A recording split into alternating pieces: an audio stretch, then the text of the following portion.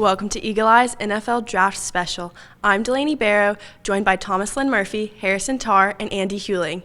Join us today as we discuss top picks, expected trades, and key takeaways from this year's NFL Draft.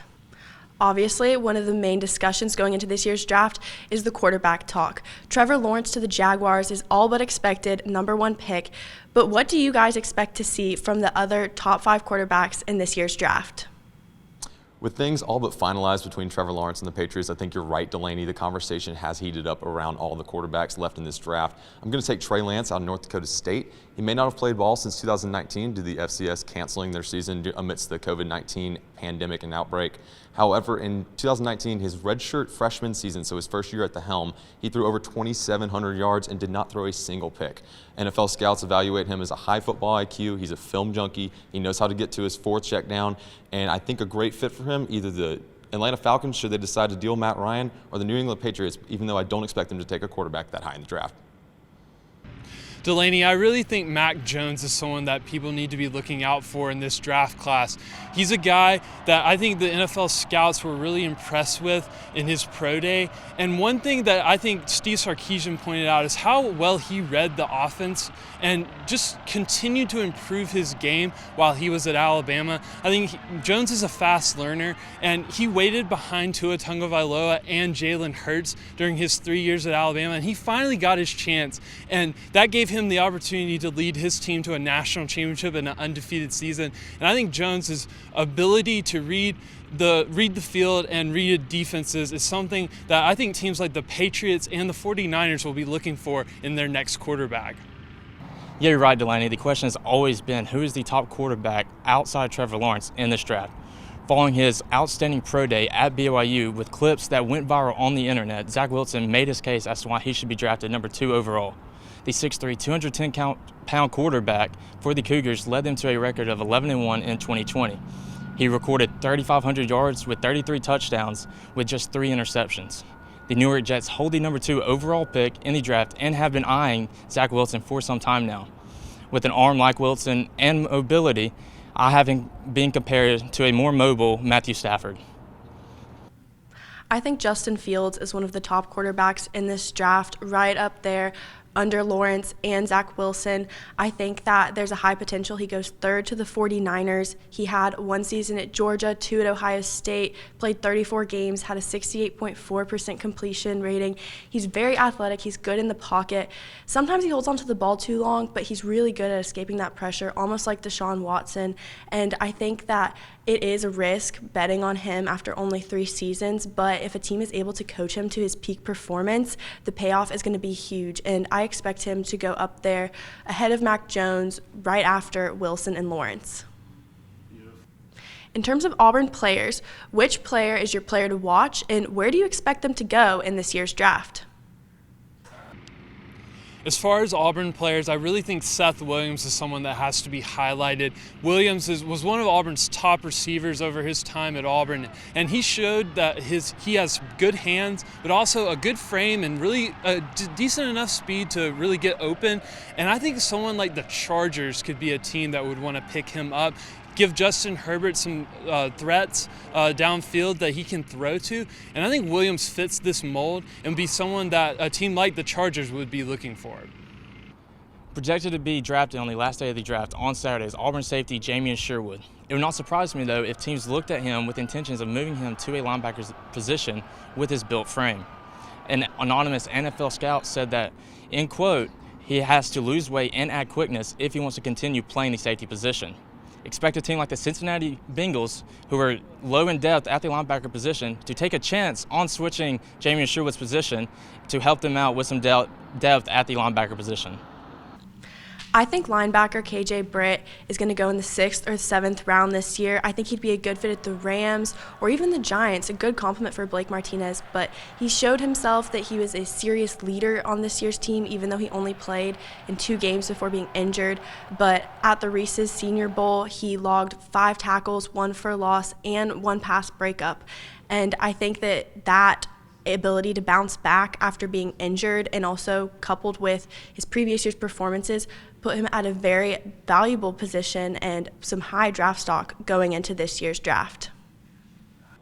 On the topic of Auburn players in this year's NFL draft, I'd like to take a look at potential 4th or 5th rounder Anthony Schwartz, Florida native, wide receiver at Auburn University, fastest man in college football. We know that he set a junior world record for the 100-meter dash while he was in high school, but the question is, will that correlate to the NFL level?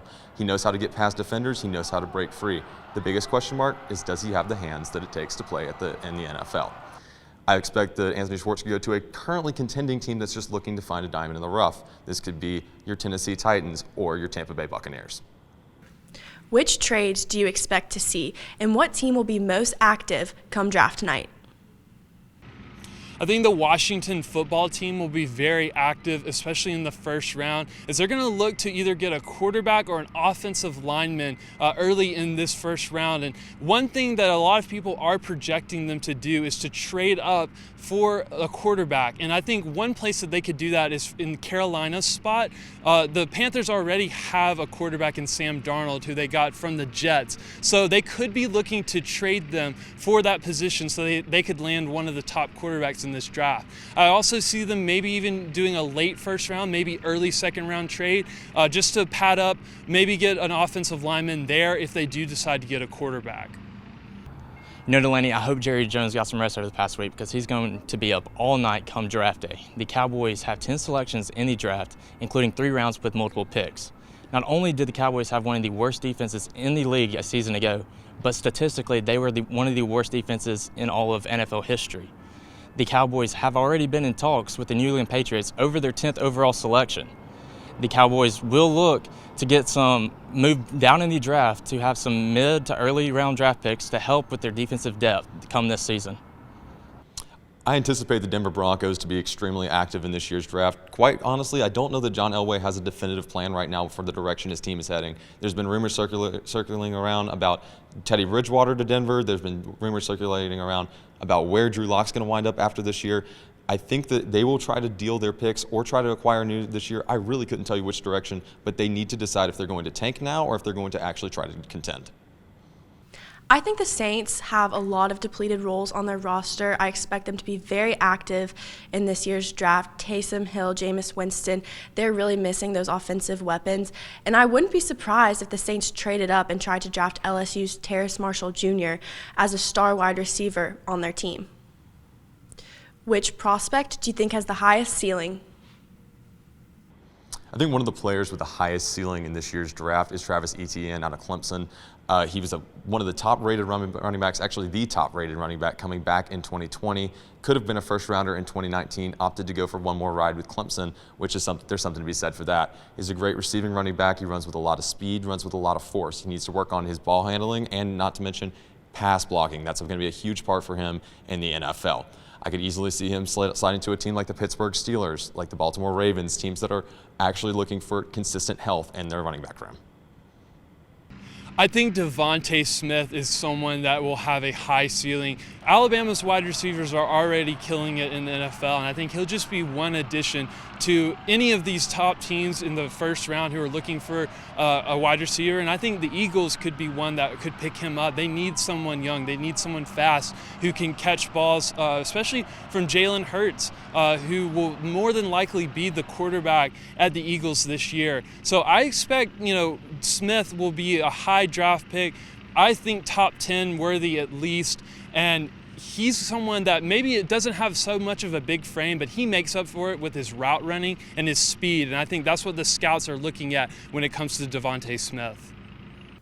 I think going into this year's draft, Jamar Chase, he had a really elite season of production under Joe Burrow in 2019, but I don't think that was dependent on Burrow's performance.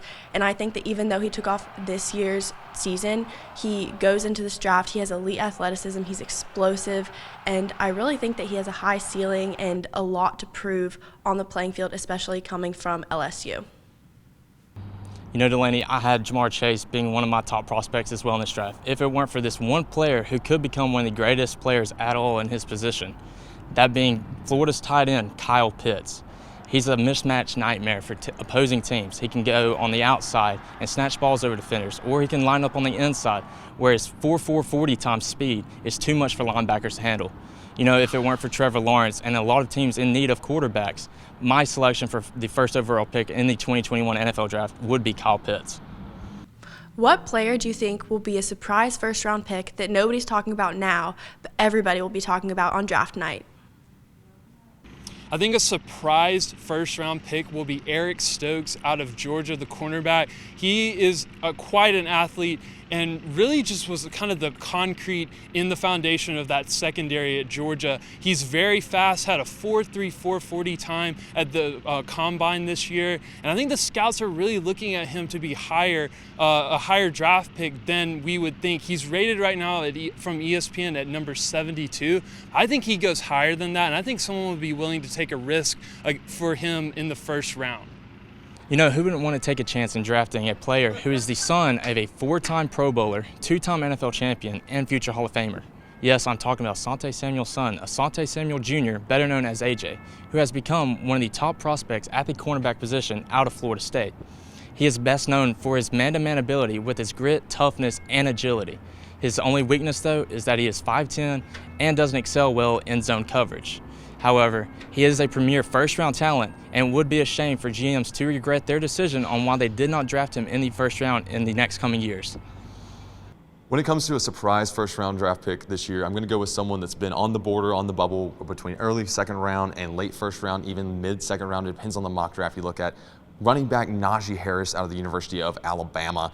He does not turn the football over. He scored 26 touchdowns on the ground last year, ran for over 1,300 yards, and led his team to another national title. Najee Harris runs physically, explosively. He's got a great build, great frame.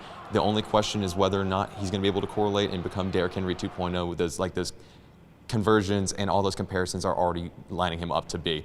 I think he'd be a good fit, as I said, about Travis Etienne. I think Pittsburgh needs a running back. I think this would be the guy they would try to go after from number one.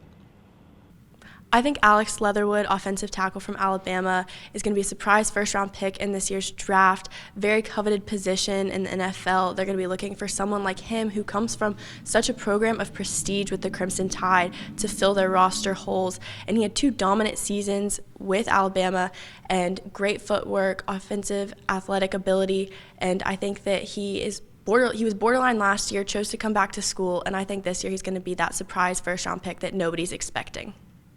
Which NFL team needs to win this year's draft? We talk a lot about teams that are tanking right now, like the Jets, like the Giants, that need to win this draft. And I think that we have gotten away from ourselves and forgot that the Cleveland Browns are still very much in that conversation. The Cleveland Browns need to win this draft, and I would argue more now than they have in the past years. They've got a team right now, but next year they're going to have a slew of restricted and unrestricted free agents. The front office does not know what they're going to do with Odell Beckham Jr., and they need a clear and concise plan going forward. They finally broke the playoff drought this past year, but Baker Mayfield, Jadeveon Clowney, Nick Chubb are all going to be up for renewal next year. So it's going to matter this year if they can develop the depth that they need, if they want to be Super Bowl contenders, or are they going to go back to being the Browns of years past. After finally finalizing the long-term deal of quarterback Dak Prescott, it is now time for the Cowboys to take their game to the next level and reach a championship. The problem, though, is not the offense. They have key weapons of Dak, Zeke, Amari Cooper, and CeeDee Lamb, so the problem is not scoring. However, they need to make additions to the defensive side of the ball in this year's draft. They have not gone past the divisional round since 1995, where they won the Super Bowl. But Cowboy fans, keep your hope in Jerry Jones, because with 10 picks in his back pocket, he can make anything in this year's draft happen. The Patriots need to win this draft. They're seriously lacking in the quarterback department and offensive weapons-wise. They're going to need some wide receivers, especially with the recent retirement of Julian Edelman. I'm looking at them to maybe draft Jalen Waddle if they can get a hold of him. But on top of that, they've been their own worst enemy in previous years when it comes to the draft. And so in recent times, they've been on a free agent spending spree, and they're looking to fill some holes. But they need to win this draft if they want to make it back to playoff contention after losing Brady to the Bucs. I think the Eagles really need to win this draft, and I talked about it earlier. They need a wide receiver, and someone like Devonta Smith or Jalen Waddle or even Jamar Chase from LSU. I think there are going to be some people that they can really trust, but then they also need a cornerback and they need a linebacker later on in the draft. And I think, if they're able to get 3 solid options there, that's going to really revamp their defense, but also their receiving core. Like I talked about, they need someone to catch balls from Jalen Hurts, and I think that's going to be a big key in this draft. But if the Eagles are able to do that, I would consider them big winners in this draft.